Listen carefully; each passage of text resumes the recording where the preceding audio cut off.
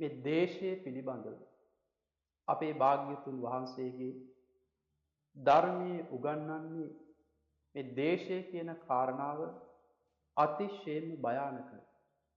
ඒ දේශය අපි ඇති වුණොත් අපි ඉන්න තැන මොනවද කරන්නේ?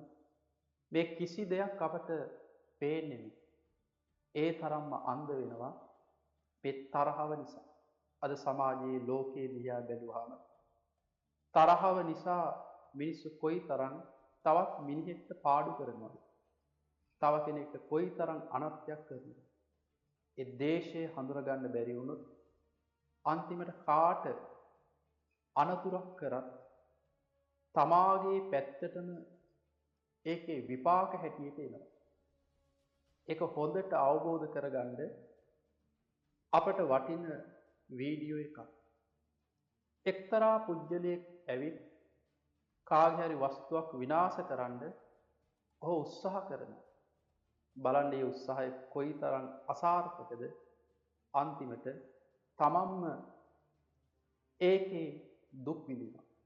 අර ගිනි තිබ්බා යම් කෙනෙකුගේ වස්තුවකට, හැබැයි ඒකේ ප්‍රතිඵලයක් හැටියට නැවතත් පෙරලිලා තමාමයි ගිනි ගත්තේ.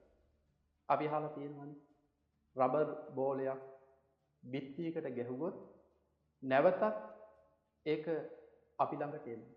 අන්න ඒ වගේ නපුරු හිතකින්, දේශයකින්, තරහකින් අපි යම් ක්‍රියාවක් කරනවා නම් ඒක නැවතත් අපි කරා එනවා. මේකත් බලන්න මේ ditta ධම්ම වේදනීය එවලේම ඔහුට විපාක දුන්නා. අනේ නිසා භාග්‍යතුන් වහන්සේගේ ධර්මයේ උගන්වනවා තරහව, දේශ වෛර මේවා අපි හිතෙන් අයින් කරලා මෛත්‍රී කරුණාවෙන් වාසය කරන්න කියලා.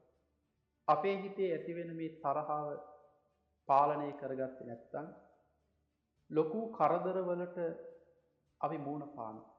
ඒක මේ ජීවිතේදීත් අසාර්ථක වෙනවා.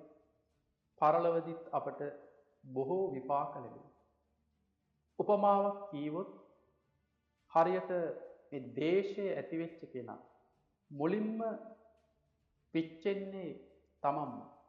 හරියට රත් වෙච්ච යකඩ ගුලියක් අපි අතින් අල්ලලා තව කෙනෙක්ට ගහනවා. හැබැයි මුලින්ම පිච්චෙන්නේ තමන්ගේ අත.